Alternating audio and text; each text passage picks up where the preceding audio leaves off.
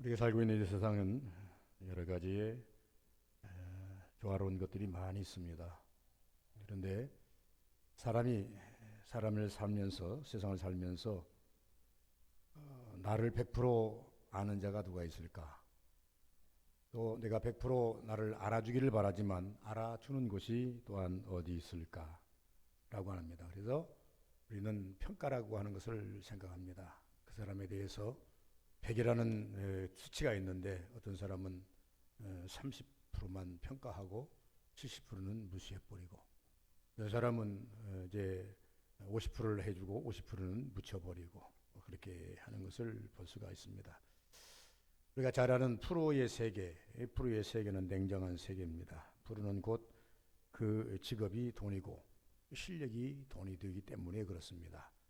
그래서 여러 가지의 스포츠 종목에 보면 스카우트들이 원석, 보석 혹은 이것을 찾아 나섭니다. 그래서 현재 잘하고 있는 것과 또 앞으로 잘할 수 있는 가능성이 있는가, 현재는 잘하지만은 데려다 놨을 때에 저 사람을 통해서 극대화한 그러한 어떤 결과를 낼 수 있는가, 이렇게 봅니다. 그런데 어떤 분은 현재는 아주 잘하고 있는데 평가가 절박해서 그걸 스카우트하지 않아서 참 뛰지 못하는 경우가 있고, 어떤 사람들을 보면 참 형편이 없는데 보니까 성격도 별로 나지도 않고 별 것이 없는데 누가 스카우트 해가지고 나중에 일명 스타가 되는 그런 경우들도 많이 있는 것을 볼 수가 있습니다. 그것은 왜 그러냐면 사람들이 사람을 평가함에 있어서 100% 평가할 수 있겠는가, 100% 평가를 받을 수 있겠는가라고 하는 겁니다. 내가 다른 사람을 평가함에 있어서 100% 평가할 수 있겠는가? 있을 수 없는 일이고, 또한 내가 100% 받기를 원하지만 다른 사람이 내 자신에 대해서 100% 평가를 할 수 있겠는가? 또 그렇게 할 수가 없다는 것이죠.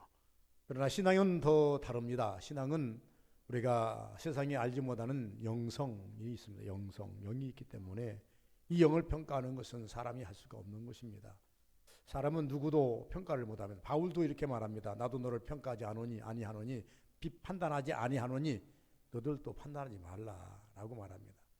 판단받게 고린도서 4장에 보면 하나님의 일꾼으로서는 열심히 사는 것은 우리의 사명이나, 그러나 다른 사람에게 네가 판단받지 말고 너 자신에게 판단받고 일해라. 다른 사람이 더 잘한다 못한다 여기에 귀를 기울이지 말고 네 심령이, 네 마음이, 네 속사람이 잘한다 하면 잘하는 것이고, 너 부족하다 하면 너 부족한 것이다. 바울사도는 그래서 내면의 신앙, 그 내면의 신앙의 그 정점에는 누가 계시느냐? 하나님이 계신다, 이렇게 말씀을 하고 계십니다. 오늘 주신 말씀을 통해서 제가 오늘 스승주일이기도 합니다만은 어쨌든 거울의 투영, 거울이 우리에게 보여주는 것, 거울이 보여주는 것은 정확합니다. 거울 앞에 선 나는 내 모습은 정확합니다. 내가 못생겨서 거울이 못생기게 나를 보여주는 게 아니라 내가 못생기기 때문에 못생긴 대로 보여주는 것입니다. 내가 내가 멋있어서 내가 멋이 없는데 멋있게 보여주는 게 아니라 내가 멋있기 때문에 거울 또한 멋있게 나를 보여주는 겁니다. 네, 정말로 잘 화려하게 치장을 해서 거울을 했으면 또 다른 모습으로 또 보여주는 것입니다. 수없이 변화무쌍한 것이 거울입니다. 아침에 자고 일어나서 아무것도 하지 않고 봤을 때의 거울의 내 모습과, 또 모든 밖을 나가려고 모든 것을 단장하고 섰을 때의 거울의 내 모습과, 하루 종일 지쳐서 돌아왔을 때 거울 앞에 섰을 때의 내 모습은 각각 다릅니다. 거울이 각각 달리 보여준 것이 아니라 내 모습을 거울은 그대로 투영해서 보여주었다, 이렇게 말씀하고 있는 것입니다. 우리는 세상에서 누구라도 다 인정받기를 원합니다. 저도 인정받기를 원합니다. 그러나 내가 가지고 있는 신앙, 내가 가지고 있는 실력, 내가 가지고 있는 인성 100% 인정받을 것이 어디에 있을까요? 100% 인정해 주는 것이 어디가 있겠는가라고 하는 것입니다. 그래서 참 우리가 인정을 받으면 참 얼마나 행복할까, 이렇게 생각도 해봅니다. 우리가 인정받되, 성경은 항상 이렇게 말합니다. 사람에게 인정받으려고 하지 말고 하나님 앞에 인정받기를 위해서 노력해라. 하나님 앞에 인정받는 것이 우리에게는 최고의 은혜고 최고의 축복이다. 우리 서부교인들은 어떻게 생각하는지 모르겠습니다. 사람이 나를 어떻게 판단하든지 이 앞서 하나님이 나를 어떻게 보시는가를 먼저 생각하시는 아량 있는 그리고 좀 열려있는 그런 신앙들을 가지셨으면 좋겠다 생각합니다. 만약에 하나님이 나를 어떻게 보시는가를 찾지 아니하고 사람에게만 내 자신을 판단받으려고 한다면 그것을 우리는 신학적으로 말할 때 인본신학이라고 그럽니다. 인본신학. 사람주의. 사람을 바라보고 사람에 맞게 사람의 그 기호에 따라서 움직이는 신앙. 이 신앙을 인본주의라고 말합니다. 인본의 신앙은 하나님께 영광을 돌리지 못합니다. 인본의 신앙은 하나님 앞에 크게 칭찬받지도 못합니다. 예수께서 말합니다. 너희는 사람에게 보이려고 바리새인들을 향해서 신랄하게 비판하셨습니다. 그들은 정말로 우리가 볼 때 완벽했습니다. 일요일주일에 금식도 2번씩이나 합니다. 안식일 범하지 않습니다. 11조 꼬박꼬박 드립니다. 그리고 그들은 하루에 3번씩 기도를 꼬박꼬박 하십니다. 그럼에도 불구하고 주님은 그들을 신랄하게 비판하십니다. 이들은 이렇게 하는 것은 사람에게 보이려고 하는 것이다. 사람에게 보이려고 이렇게 하는 것이다 라고 말했습니다. 그러면서 예수께서 우리에게 와서 그냥 완전히 그 마음 파괴하시면서 신앙은 사람에게 보이는 것이 아니라 하나님께 먼저 보여야 된다. 하나님께 먼저 내 자신을 오픈해야 된다. 재단 앞에 오늘 또 먼저 오셔서 하나님 앞에 내 마음을 먼저 펼쳐 놓으셔야 된다. 그래야 하나님께서 보시고 기뻐하신다 이렇게 말씀하십니다. 그러면서 저는 하나님께로부터 또 여러 가지로 있다. 우리가 거울 앞에 쓸 때에 그냥 쓰면 그냥 쓴 모습이 보이잖아요. 그래서 보통 많은 사람들이 어디가 아플 때에 뭐가 묻었나 할 때에 거울 앞에 쓰지 않습니까? 그리고 제일 중요한 것은 뭐냐면 외출할 때 밖에 나갈 때는 사람들이 어김없이 거울 앞에 서는 것이 아니겠습니까? 왜? 거울 앞에 서서 내 모습을 내가 먼저 보고 내 모습을 밖에 나가서 대면해서 다른 사람들에게 보여주기 위해서 흠결을 찾는 것 아니겠습니까? 옷은 틀어져 있지는 않는지, 내 얼굴이 제대로 스타일은 제대로 되어 있는지, 얼굴에 무슨 묻어 있지는 않는지, 사람이 볼 때 조금 좀 나를 거부할 그런 상은 아닌지 그렇게 하고 나가는 것 아니겠습니까? 누구라도 며칠 전에 몇 달 전에 한 번씩 만나면요 사람들이 먼저 무엇부터 보시는지 아십니까? 옷 보는 게 아니라 얼굴부터 보더라고요. 그러면서 그저께도 어떤 분이 식사를 좀 하자고 그래서 나갔었더니 아이고 목사님 조금 더 야우셨네요 이렇게 벌써 몇 달 전하고 비교를 해서 이제 자기네 생각해서 몇 달 전에 봤던 그 영상이 그대로 남아 있었는데 내가 나타나니까 그거 비교 교차를 해보니까 좀 떨어졌다 이 말이죠. 비교하는 것 아니겠습니까? 그렇게 보는 것 아니겠습니까? 성경은 우리에게 이렇게 말합니다.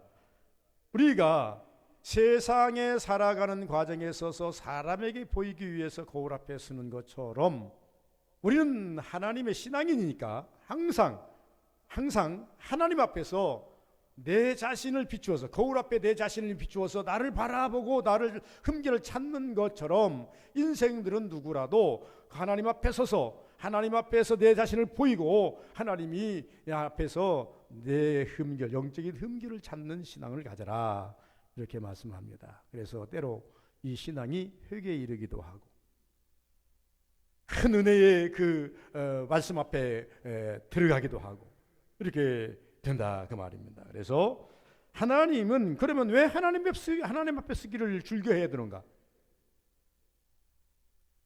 거울의 투영인데 거울이 우리를 투영해 주는 것은 나를 보여주고 나의 흠결 찾기 위해 난 것인데 우리가 하나님은 나의 거울이라 하나님은 나에게 거울이기 때문에 하나님 앞에 쓰기를 왜 우리가 즐겨해야 되는가라고 하는 것입니다. 하나님의 거울은 육신의 거울은요 우리의 유형입니다. 우리의 유형밖에는 더 이상 투영해 주질 못하죠. 하나님의 거울은 신비한 거울이어서 심지어 나의 모든 것을 다 투영해 주십니다. 과거에 저는 신비주의를 따라가는 사람은 아닙니다만은 어떤 이 의사자가 은사를 받았는데 이분이 무엇을까지 받았냐 그러면은 지금도 이제 만약에 많이 먹어서 그만뒀을 것입니다만은 이분이 막 선세이션을 이렇게 바람으로 일으켰어요. 그런데 뭐냐 그러면 그분이 병이 어떤 것인가를 아예 투영해서 드러내는 거예요. 그러면서 하는 말이 뭐라 그러냐면 이렇게 말을 합니다. 만져 와서 오면 기도를 하고 당신의 아마 몸속에 이러한 병이 있는 것 같은데 빨리 가서 병원에 가서 확인하고 오라. 병원에 가서 정말로 확인해 보고 오면 그 병이 있는 거예요. 이렇게 해서 이분이 아주 대단한 센세이션을 일으켰습니다. 그분이 하는 게 아니라 하나님께 열심히 기도해서 그 기도의 능력을 받아가지고 투영을 해서 신비한 신비로 투영해서 보았다 그 말이겠죠. 성경의 곳곳에 하나님께서요 인생들을 비출 때 심령을 비춰보십니다. 그래서 하나님 앞에 쓰는 이유는 우리 겉모습 하나님 앞에 보이고 겉모습을 갖다 진단받기 위해서 쓰는 게 아니에요. 하나님의 거울은 우리가 신비해서 내 영혼에 내 심령에 고쳐야 할 것과 버려야 할 것과 가져야 할 것의 무엇인가를 찾기 위해서 신비한 거울인 여호와 하나님 앞에 우리가 서는 것이다. 그래서 우리는 신자들은 적어도 하나님 앞에 하나님의 거울 앞에 서기를 즐겨해야 됩니다. 그러면 하나님께서 이 거울을 통해서 신앙인과 비신앙, 신자와 비신앙, 세상과 구별하는 그것을 우리에게 가르쳐 주십니다. 이스라엘 백성들이요 나름대로는 신앙생활을 잘한다고 열심히 노력합니다. 나름대로 자기 주관이죠. 우리가 객관적인 것도 없습니다. 신앙이라는 것은 객관도 없습니다. 영성이기 때문에 객관을 우리가 가지고 이야기할 수는 없는 것입니다. 그렇지만은 그래도 우리 신앙은 적어도 신본주의 신앙은 뭐냐 그러면 말씀을 모티브로 해서 말씀을 동기로 해서 말씀을 앞세워서 말씀에 주어진 말씀이 주신 그 말씀에 따라서 내 자신을 하나님 앞에 올려놓고 하나님께로부터 판단받는 것, 이것은 매우 중요한 일입니다. 오늘 예수 믿어가지고 그렇게 되는 것은 아닌 것 같고 열심히 하나님 앞에 찾고 하나님을 이제 엎드리고 하나님의 은혜를 구하는 자는 반드시 한 번쯤은 어디에 서야 됩니까? 하나님의 거울 앞에 서서 내 모습을 볼 수 있어야 됩니다. 그래서 하나님께로부터 내 모습에 대한 판단을 들으셔야 됩니다. 그래서 하나님의 음성이라 그렇게 말합니다. 다윗이 그랬고 다니엘도 그랬고 성경에 나타나는 무수한 선지자들이 그렇게 해왔다라고 하는 것입니다.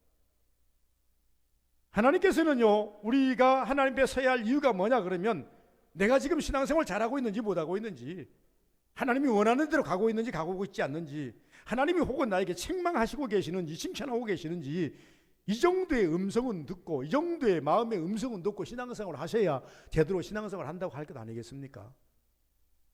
이스라엘 백성들이 그냥 하나님 앞에서 나는 하나님 믿어, 나는 열심히 금식하니까 된 거야, 나는 열심히 안식일 잘 지키니까 된 거야, 나는 열심히 날마다 기도하니까 된 거야 라고만 생각했다고 하면서 거기에 머물러 있을 때에 그들은 하나님의 음성은 뒤로 하고 자기의 의를 앞세웠다 그 말입니다. 그러나 21세기의 우리의 신앙은 우리가 거울 앞에 서는 이유는 나 자신을 보기 위함 같이 하나님 앞에 내 자신을 내려놓는 것은 하나님께로부터 귀한 음성 듣기 위한 것입니다. 내 신앙을 바로 가게 하기 위한 하나의 방편이라고 말한다 그 말입니다.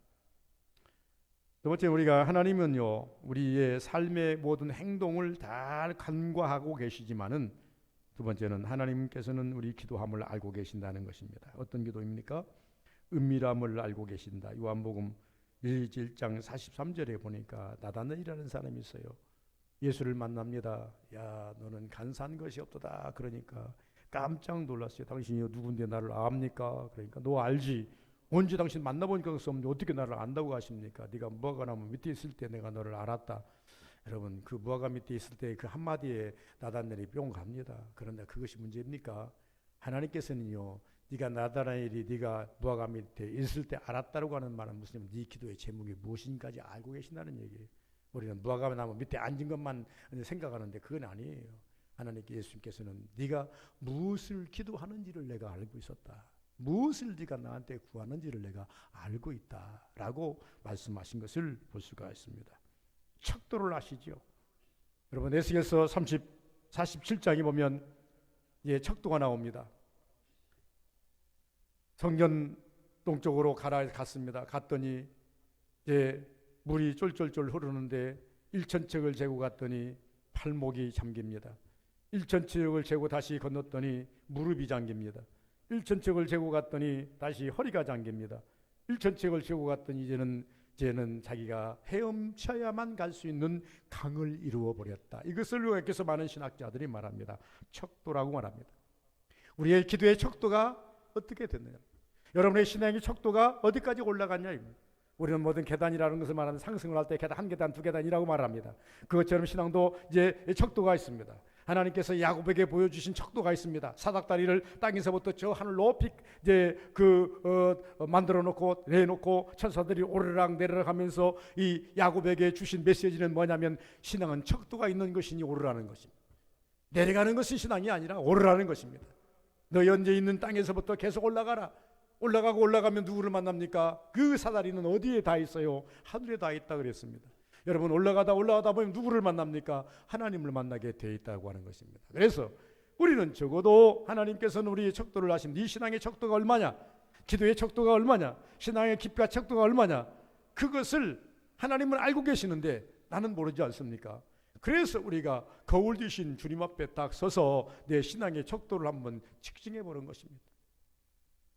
하나님께서는 어느 순간에 보면은 내가 열심히 했다고 그러는데 악하고 게으른 종아라고 하는 책망이 오기도 하고, 어떤 때는 나는 조그마한 일을 했는데도 불구하고 착하고 충성된 종아라고 하나님께서는 또 올려주시기도 하는 그런 모습을 볼 때에 하나님이 보시는 척도와 우리가 재는 척도는 분명히 다르다고 하는 것을 말씀하고 계신다는 것입니다. 더 나아가서 그 내용도 알고 계신다는 것입니다.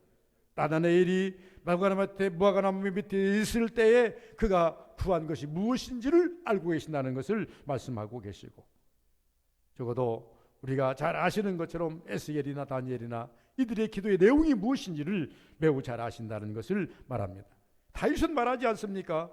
항상 기도하지만 그러나 자기가 다 하지 못한 기도, 우리가 이 땅에 살면서 다 합니까? 기도를 다 하지 못하잖아요. 다 하지 못한 기도까지 내 심령에 주님께서는 알고 계시오니 이것까지 드러내어서 하나님 해결하여 주옵소서. 왜 그러면 다윗이 이렇게 하나님 앞에 서기를 자원했고 하나님께 이런 기도를 했을까요? 제가 말합니다. 우리는요 지혜가 있으면 얼마나 있겠습니까? 영성이 열렸으면 얼마나 열려 있겠습니까? 그러므로 우리에게는 보고 싶은 것은 100인데 볼 수 있는 한계는 10밖에 안 된다면 90은 베일에 쌓이는 것 아니겠어요? 이것을 보려면 하나님께 가야 된다는 겁니다. 내가 나를 안다 하지만 얼마나 알겠느냐는, 내가 다른 사람 알면 얼마나 알겠느냐는 것입니다. 그래서 내용을 알고 계신다. 성경에 보니까 우리가 충성도에 따라서 상급이 오고 충성도에 따라서 축복이 내려오는데 하나님께서는 우리에게 있어서 충성도에 따른 축복을 알고 계신다는 것입니다. 왜 하나님께서 이것을 셈하시는가? 여러분, 어느 날 포도원에 일을 하러 가는데 사람들이 아침 일찍이 들어갔습니다. 계속 들어갑니다. 마지막 끝나기 1시간만 남았는데 그때도 사람이 있으니까 포도원으로 들어가라 해서 줬습니다. 그리고 마지막에 이제 주인이 나와서 그들에게 뭘 합니까? 셈을 합니다. 하루 일당을 줍니다. 제일 나중에 온 사람부터 셈을 해줍니다. 1달란트 줍니다. 1시간 일한 사람도 1달란트, 3시간 일한 사람도 1달란트, 6시간 일한 사람도 1달란트, 9시간 일한 사람도 1달란트. 그러니까 9시간 일하는 사람들이 불평을 합니다. 많이 받을 줄 생각했어요. 1시간만 일했는데 1달란트 받았으니 우리는 적어도 8시간 9시간 일했으니까 적어도 최하 못 줘도 2달란트 3달란트 주겠지. 기대를 하고 있었는데 1달러밖에 안 주니까 주인을 향해서 이거 어떻게 이렇게 불공평합니까? 우리는 하루 종일 열심히 일을 했는데 왜 우리는 1달러트고 저손 1시간밖에 일하는데 1달러트니까 이렇게 주인이 말합니다. 내 것을 가지고 내가 하는데 네가 무슨 상관이냐? 척도를 보신 것입니다. 간절함을 보신 것입니다. 1시간이 아니라 10시간이 아니라. 그래서 성경은 말합니다. 나중된 자가 먼저 되고 먼저 된 자가 나중되는 것이 성경의 역사다라고 말을 합니다. 우리는 나중된 자가 먼저 된다는 것을 쉽게 이야기할 수 있지만 나중된 자가 먼저 되기 위해서는 엄청난 속도가 필요하고 엄청난 그 집중이 필요하고 그런 것들이 필요하다고 하는 것을 말씀하고 있다라고 하는 것입니다. 그래서 충성 때문에 누가복음 10장 27절에 보니까 예수께서 말씀합니다. 너 이 신앙생활하는 것이 무엇인 줄 아느냐? 어떻게 신앙생활하면 좋을까요? 그러니까 제자들이 묻습니다. 우리는 어떻게 신앙생활하는 것이 우리에게 좋을까요? 그러니까 예수께서 말씀합니다. 마음을 다하고 뜻을 다하고 목숨을 다해서 주인 너 하나님을 사랑하라. 그리고 이와 같이 내 이웃을 내 몸과 같이 사랑하라. 이것이 생명이고 강령이니라. 예수께서 율법을 축소해 주셔서 우리에게 말씀합니다. 그러니까 하나님이 보시는 것은요, 생명 걸기까지. 저는 성경을 생각하면서 이런 생각을 한번 해봤습니다. 야, 무슨 생각이었냐면은 엊그저께도 우리 장로님과 같이 염산교회에 잠깐 이제 무슨 뭐 회가 있다고 그래서 가서 영상을 두 번, 세 번이나 갔으니까 세 번 똑같은 영상을 세 번 봤는데 또 갈 때마다 새롭게 보입니다. 한 교회에서 70몇 명이 있어 이제 그 6.25 사변 때 좌익에 의해서 무참히 죽었는데 하루에 아침에 다 죽은 것이 아닙니다. 석 달 동안에 걸쳐서 어떤 사람은 불에 타 죽고 어떤 사람은 태창에 찔려 죽고 어떤 사람은 물에다가 수장시켜 죽고 이렇게 해서 어떤 성도들은 해서 죽고 목사님 가족 일가족 7명이 다 죽고 이러한 비극적인 그 교회. 그래서 이제 기념교회를 세우고 이것을 갖다가 이제 과거 화해 조정위원으로 해가지고 국가에서도 조금 좀 돌봐주면 좋지 않겠냐. 우리 8.25 강복이라든가 이런 모든 것에 있는 사람들, 싸우다 죽은 사람들은 전부 다 보상해 주는데 그냥 예수 믿는다는 것 때문에 뭐 때문에 이렇게 해가지고 무참히 이렇게 살해당한 이것은 조금 봐줘야 할 거 아니냐. 이런 것을 만들기 위해서 모이라서 가보았습니다. 여러분, 우리가 생각하는데 예수 믿다가 어떤 사람은 죽어야만 하나님께 영광 돌리는 사람이 있어요. 신약 성경에도 보니까 예수님이 돌아가시고 난 다음에 십자가 달고 난 다음에 성령이 임해서 그 뜨거운 열정 가운데 살면서 그 열정 가지고 죽지 않고 끝까지 복음을 증거했다면 얼마나 효율적일까. 내 생각에는 생각할 때에 그런데 왜 주의 제자들은 한결같이 다 순교를 했을까? 스데반을 비롯해서 많은 사람들이 왜 그렇게 많이 순교를 했을까? 순교 하나님께서 순교를 해야만 또 이렇게 하나님께 받으시려고 그들을 작정하셨나 이런 생각을 해보면서 때로 저는 과거에도 그렇게 생각했습니다만은 지금 순교 시대는 우리 대한민국은 순교 시대는 아닙니다. 순교 시대는 아니기 때문에 편안하게 예수를 믿다 보니 오늘날 신앙들이 매우 나약해졌습니다.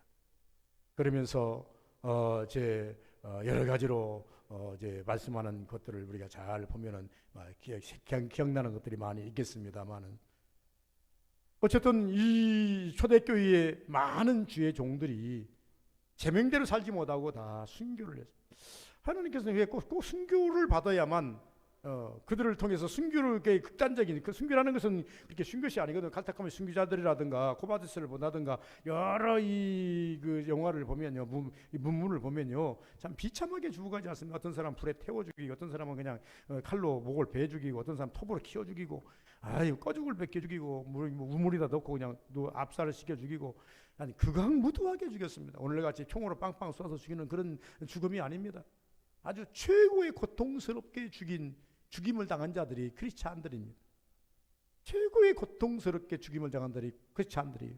그런데 그 최고로 극도로 이렇게 죽어가면서도 절대 예수를 부인하지 않아요. 이 사람들이 의학에 생각하는 거예요. 이렇게 죽어가는데, 이렇게 고문스러운데, 이렇게 고통스러운데 나 예수 안 믿겠다 한마디만 하면 될 텐데 왜 그걸 못하는가? 죽이는 사람도 의아한 거예요. 이렇게 되더라 그 말입니다. 하나님의 충성이 우리에게 있어서 하나님이 우리에게 원하는 충성이 무엇입니까? 교회 열심히 나온 것이 충성이라고 생각하십니까?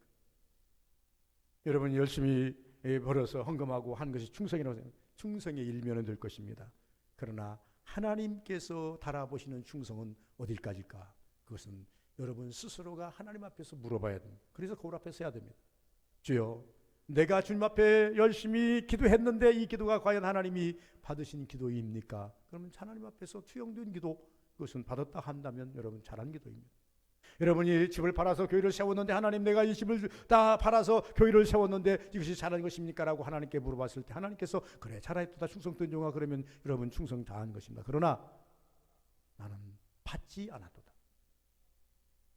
도무지 나는 너희를 기억하지 못한다. 이 일에 대해서 나는 생각하지 못한다라고 여러분 만약에 답이 온다고 한다면 그것은 서글픈 일입니다.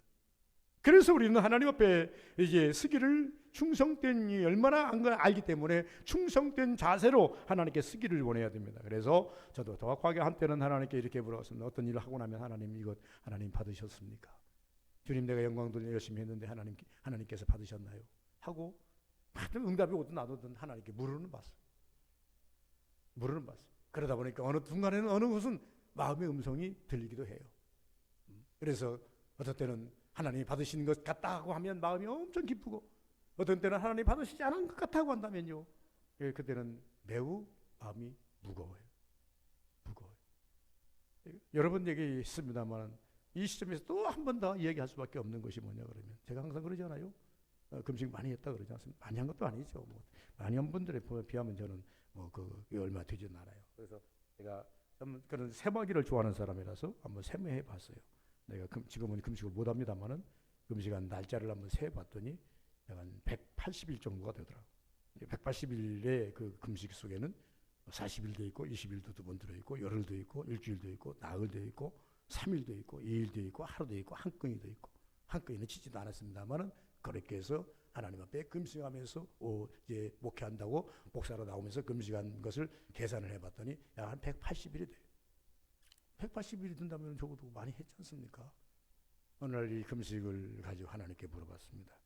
하나님 40일 금식 끝나고는 이게 얼마 하나님께 기도했더니 왜 이렇게 물어봤느냐 그러면 마음이 꺼란지게요.